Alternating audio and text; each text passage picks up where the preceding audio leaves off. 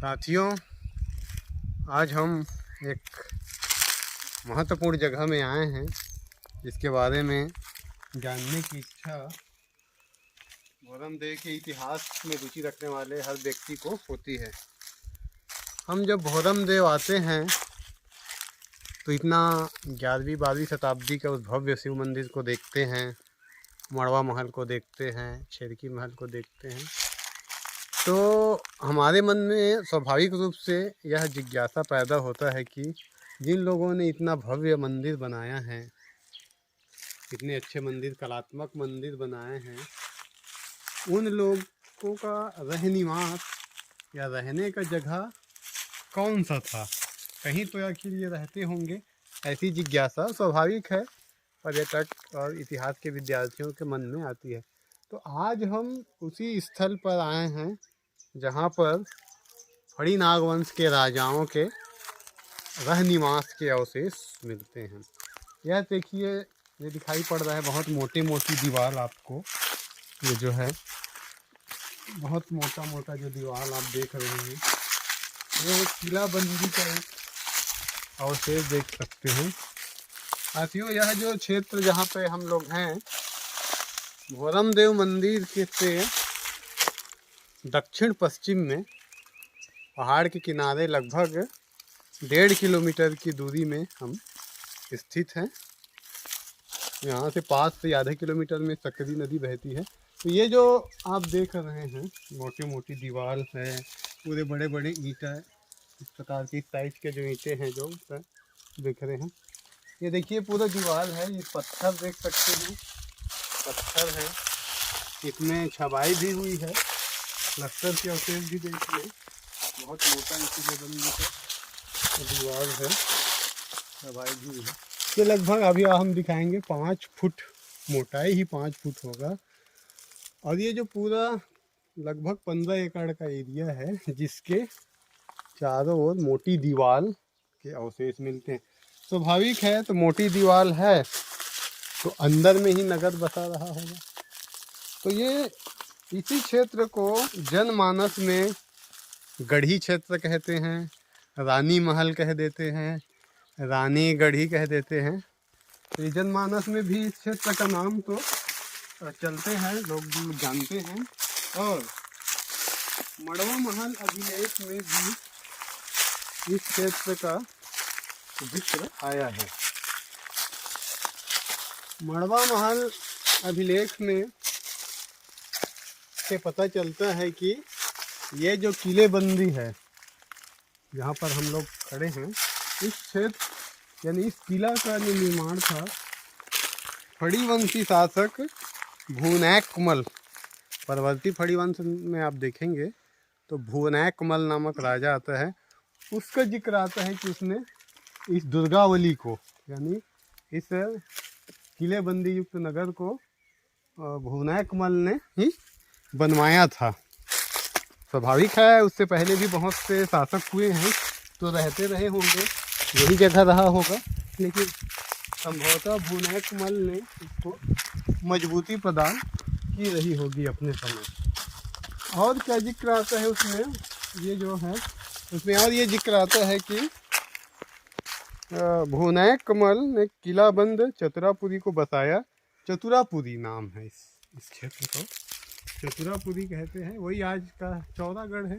चौरा आज जो है, यहाँ जो क्षेत्र है जिसमें भोरमदेव का मंदिर है, मड़वा महल है, छेरकी महल है, इस ग्राम को हम चौरा कहते हैं। तो ये नाम पुराना है, चतुरापुरी है, वही आज का ये चौरा है। तो भूनैकमल ने इस चतुरापुरी किलेबंदी को बनवाया था, ये जिक्र पता चलता है। उसमें और आया है कि जिसके दक्षिण में संकरी नदी बहती है, ठीक है, यहाँ पर इसके दक्षिण यदि की बात करें तो यहाँ पर आप जाएंगे, आधे किलोमीटर में संकरी नदी बहती है वहाँ पर। तो ये भी पता चल गया, इससे पुष्टि हो रही है। और क्या है लिखा है उस अभिलेख में कि उसी नदी के किनारे हटकेश्वर का मंदिर खड़ा है, उस मंदिर में राजा देवी ब्राह्मणी की पूजा करने जाते हैं। अब देखिए, ये है हम जो खड़े हैं किलाबंदी का जो नगर है अपना चतुरापुरी में, इसके दक्षिण में ही लगभग आधा किलोमीटर में सकरी नदी है, और उसी सकरी नदी के तट पर हटकेश्वर शिव मंदिर था, ऐसा इस अभिलेख से पता चलता है। तो हम लोग आपको पहले और वीडियो में बताए भी हैं कि यहाँ से आधा किलोमीटर हम जब दक्षिण में जाते हैं तो नाले के उस पार जहाँ पर हरधोना तालाब क्षेत्र है, वहाँ पर कई प्राचीन शिव मंदिरों के अवशेष मिलते हैं। तो बहुत संभव है कि वहाँ पर जो एक शिव मंदिर रहा होगा, उसमें जो शिव आराधित रहे होंगे उनको हटकेश्वर कहा जाता रहा होगा। ऐसा हम मड़वा महल अभिलेख के आधार पर ये बात हम कह सकते हैं। एक बात थी, ये जो पूरा किलेबंदी वाला आप जो देख रहे हैं, देखिए पूरे दीवार मोटे मोटे उखड़े हुए हैं, ये देखिए। तो इस किलेबंदी के बारे में जैसे मैंने आपको बताया, इस पूरे एरिया में ईंटें और पत्थर का ये जो पूरा एरिया है, आप देखेंगे और फिर दिखाई पड़ते हैं। कहीं कहीं अच्छा से ध्यान देंगे तो अंदर में दीवार जैसे भी दिखाई पड़ते हैं।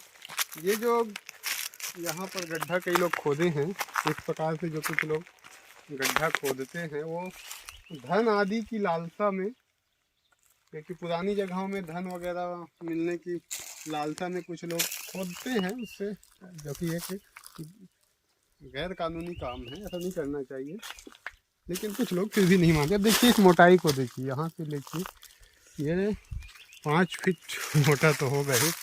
और यहाँ पर भी देखिए ये दीवार पूरी कई है, इधर ये पूरा दीवार है, इधर भी देखिए। तो ये पूरा जो है हमारा, यहाँ से देख सकते हैं पूरा, ये इधर देखिए बहुत ऊंचाई है ज़मीन से, ये इधर पूरा, ये पूरा जो एरिया है आप देखेंगे इसमें ये पूरा। अब ये चूँकि जंगल में दबा पड़ा है सब चीज़, इसलिए बिना खुदाई के पूरा जंगल उगाया है अवशेषों के ऊपर। इस स्थल के बारे में पुराने लोगों ने भी लिखा है, पुराने पांडुलिपि मिलती है जो 1900 आसपास की, उसमें भी जिक्र आता है। और पुराने जो अध्येता रहे हैं गजेंद्र कुमार चंद्रौल जी ने 1974 में इस क्षेत्र का सर्वे किया था, तो इस स्थल का जिक्र किया है उन्होंने बताया है कि यहाँ पर, और वो दक्षिण में जो हरधौना तालाब वाला क्षेत्र है, उस पूरे क्षेत्र में उनको तांबे के सिक्के वगैरह प्राप्त हुए थे। और कई मूर्तियाँ इन क्षेत्र में, हरधौना तालाब क्षेत्र में कई मूर्तियाँ जो बिखरी पड़ी थी तत्कालीन 70 के दशक में, उसको मोहरम देव मंदिर प्रांगण में ले जाया गया था। और आज जो संग्रहालय में बहुत सी मूर्तियाँ हैं तब इन्हीं क्षेत्रों की है। सीताराम शर्मा जी ने भी 88-89 में जब किताब लिखी तो इस क्षेत्र का जिक्र किया है। तो आप यहाँ देख सकते हैं पूरे अवशेष, ईंटें, पत्थर, मोटी मोटी दीवार बिखरे पड़े हैं। यहाँ का ईंटा जो है बहुत चौड़ा। अब ये 12वीं-13वीं शताब्दी का किलेबंदी होना चाहिए, हो सकता है वह निवास इससे पहले का हो, भूनैकमल से पहले रहा हो स्थल, भले निर्माण भूनैकमल के समय हुआ हो, जीर्णोद्धार हुआ हो, किलेबंदी हुआ हो। ये देखिए ईंटे को एक बार और दिखाया तो इस प्रकार की बहुत चौड़ाई लिए ईंटा है। और ये जो तालाब वापिका है, इसको देखिए, इसी को कोदई धोन का तालाब कहते हैं। बहुत तीव्र ढाल लिए गड्ढे में है, तो हम देख सकते हैं ये कोदई धोना तालाब है, अभी भी पानी बचा है इसमें। वापिका है, छोटा तालाब है, राज फैमिली था तो उसके निस्तारी के लिए रहा होगा। राज फैमिली के लोग, सब लोग नदी नहीं जाते रहे होंगे इस प्रकार के। तो ये देखिए, और ये ईंटे के पूरा, ये देखिए पूरा ईंटों की दीवार बहुत अच्छे से, यदि उत्खनन हो तो पूरे चले जाइए यहाँ पर। ये आगे जाएंगे तो कुछ आधा किलोमीटर में, आधा किलोमीटर भी नहीं कहना चाहिए, एक नाला है, उससे 100-200 मीटर की दूरी में हरधौना तालाब और मंदिर के अवशेष वाला क्षेत्र, जिसके बारे में मैं एक वीडियो में बता चुका हूँ। तो ये पूरा अवशेष यहाँ दिख रहा है, जिसकी संरक्षण की आवश्यकता है।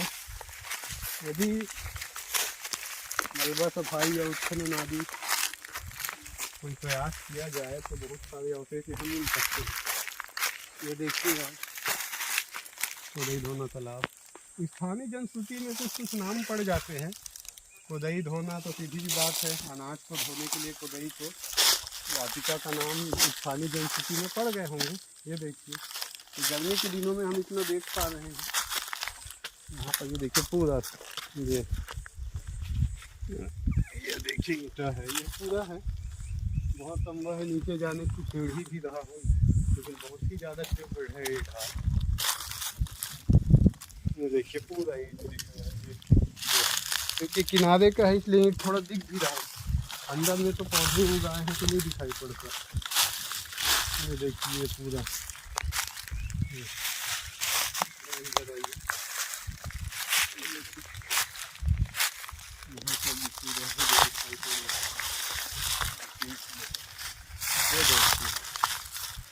प्रकार का ईंटा का साइज, ये देखिए ऐसा लगता है कि जैसे एक प्लिंथ में जैसे हम लोग टाइल्स लगाते हैं दीवारों में, उसी प्रकार से इस ढाल को पैक किया गया रहा होगा, ऐसा लग रहा है। ये देखिए इसको छाप इस प्रकार से जैसे फिक्स किए ऐसे लग रहा है। यहाँ पर संभव है कहीं पे फिसलने की सीढ़ी भी रहा हो। तो ये देखिए ये है पूरा, वहाँ पर भी पूरा ईंटों के मलबे जो नीचे गिरे हैं वो होंगे। और ये जैसे जैसे हम जाएंगे पूरा यहाँ पर तो देखिए कुछ बचा है इस तरह की, देखिए कुछ पूरा ये पूरा ईंट है, कहीं कहीं तो जाना संभव ही नहीं है। तो ऐसा पूरा ये अब हम लोग थोड़ा सा ऊपर चढ़ते हैं, कहीं से इधर से बन जाएगा, तो इधर जाने से कैसे नहीं होगा।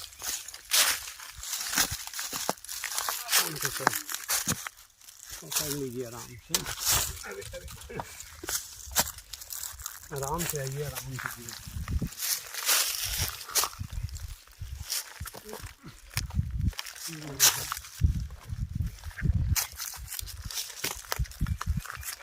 ये पूरा एरिया है।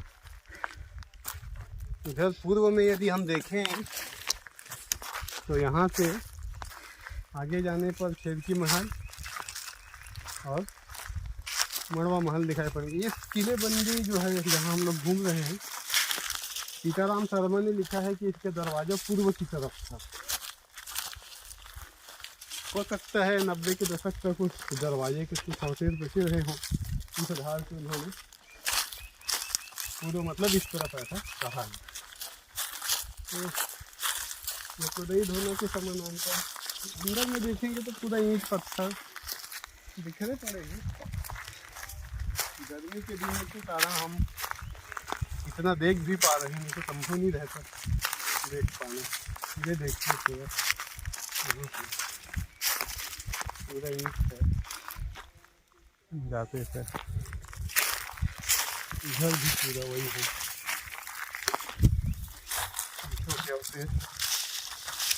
बंदर। ये देखिए यहाँ से अब पता चलता है दीवार कैसे था। ये देखिए ये दीवार का पूरा दिख रहा है, तो एक दीवार गया है इस टाइप की, किनारे में रहा होगा दीवार। तो अपन आइए तो इधर चलते हैं।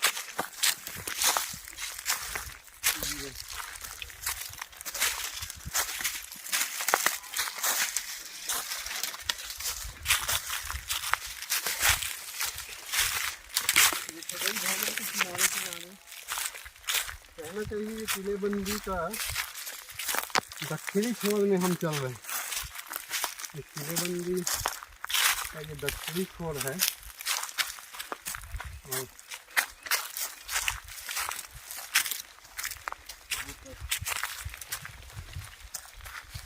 बंदर वगैरह रहते हैं।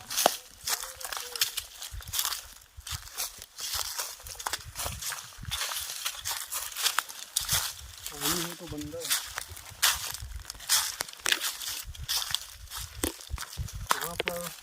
यहाँ पर भी ईंट वगैरह है, कुछ फल दिखाई पड़ रहा है। अब ये इधर से फिर यहाँ पे सीमा खत्म हो जाती है। अब ये देखिए इधर से, यहाँ से फिर ये पूर्व है, इधर ही गेट है, ऐसा सीताराम शर्मा ये लिखा है। इसके सीध में यदि देखें तो शेरकी महल है और आगे मड़वा महल है। इधर थोड़ा दक्षिण की तरफ, थोड़ा दक्षिण में देखेंगे तो सकरी नदी है, इधर सकरी नदी है, तो दिखाइए उसको थोड़ा। ये अभी पूरा घूमे तो बहुत चौड़ाई लिए है, इसलिए पूरा तो नहीं घूमना संभव नहीं है, इसलिए अपन बीच से ही थोड़ा सा ये ऐसा किनारे से गया है। ये इधर दीवार है पूरा, जहाँ अच्छा से दिख रहा है वहाँ हमने घूम लिया थोड़ा सा। बीच में देखेंगे तो पूरे जगह जगह ईंट पत्थर किलेबंदी के, यहाँ पर भी देखिए खोद के देखा गया है। ये टीला जैसे दिख रहा है, बिल्कुल इसके अंदर मलबा दबा है। तो ये रामूगढ़ी का ये क्षेत्र है, जहाँ पर राजा लोग रहते थे, ये वीरान पड़ा है, जिसे अभी खुदाई हो तो कुछ निकले। ये पूरा देखिए इस तरह के पत्थर हैं, पूरा क्षेत्र तो नहीं घूम सकते, 15 एकड़ में लगभग, लेकिन थोड़ा सा जितना संभव है दिखा रहे हैं। ये देखिए पूरा पीला पीला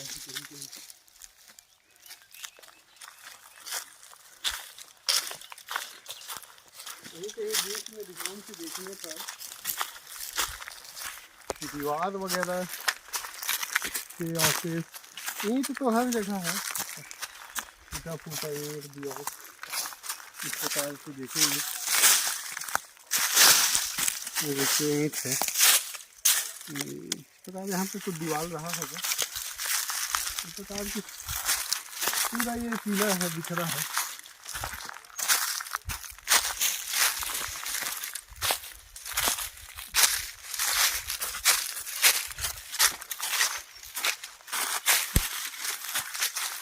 ये भी पीला है, यहाँ पर किसी स्थापत के खंड है ऐसा लगता है। यहाँ पर बहुत ऊंचा सा पीला दिख रहा है, यहाँ पे जरूर ये बहुत जगह लग रहा है, काफी ऊंचा है पीला। ये देखिए आप, ये देखिए पूरा, ये देखिए ये स्थापत से क्या होता है, जो है ये भी है, ये भी है।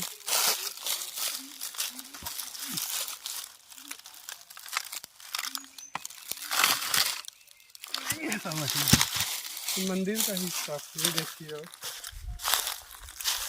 इस तरह ये ईंटा पूरा अवशेष बिखरा है, जहाँ देख लीजिए।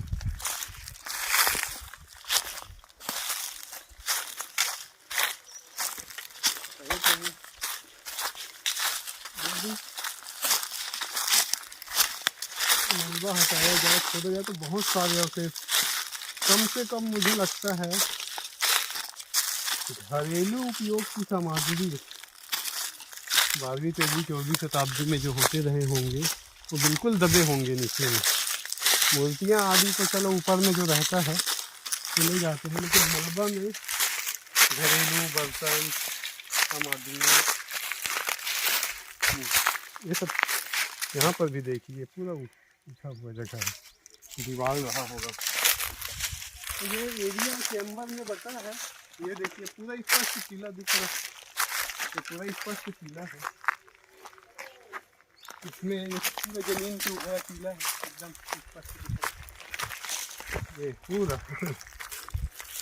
यानी कोई नहीं जानने वाला भी आदमी एक नज़र में बता देगा कि ये पूरा रहनिवास का पूरा ये एरिया देख लें, पूरा 5-6 एकड़ का तो ये अपना स्वयं का है। उसके अलावा नाला के उस पार धर लें, सन 2000 के आसपास तक मुझे ध्यान है कि पूरा खुला था, पूरे ईंटे पत्थर दिखते थे। इस प्रकार ये पूरी सामग्री गर्मी में ही देखना संभव है इसको, लेकिन जैसी बारिश होगी के बाद फिर गंगा लोग आएगा तो नहीं देखा जा सकता। कुछ लोग खोदने का कुछ प्रयास करते हैं।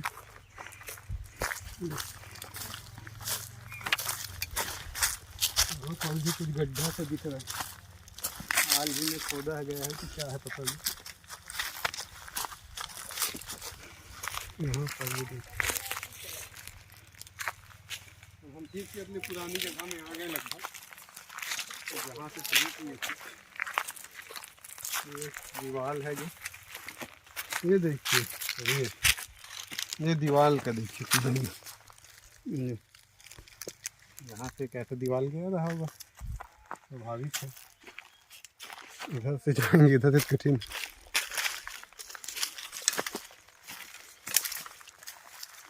गर्मी में इतना संभव भी है।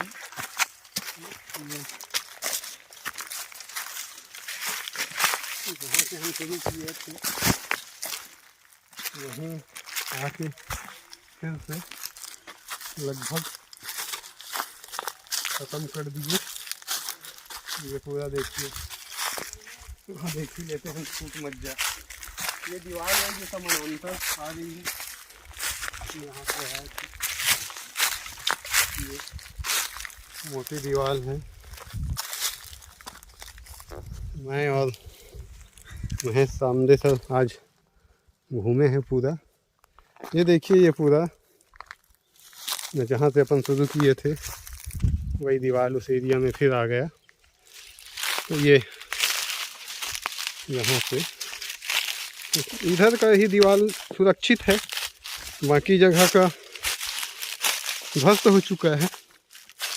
तो ये आज हमने थोड़ा सा इस एरिया का फिर से एक बार वीडियो बनाकर आपको दिखाने का प्रयास किया। इसका उद्देश्य एक यह भी है, हमारे दिमाग में पता नहीं ये दृश्य कब तक सुरक्षित रह पाएंगे, कि जिस हिसाब से व्यापक बदलाव हो रहा है तो ये देखने को मिले या ना मिले। तो साथियों, ये हमने आज भौरमदेव के राजाओं के धनिवास क्षेत्र का छोटा सा वीडियो बनाया। धन्यवाद।